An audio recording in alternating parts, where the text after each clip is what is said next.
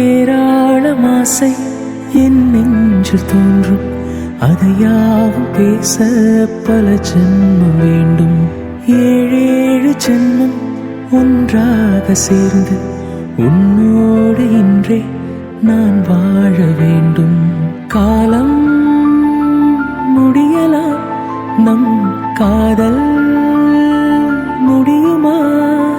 நீ பார்க்க பார்க்க காதல் கூடுதே.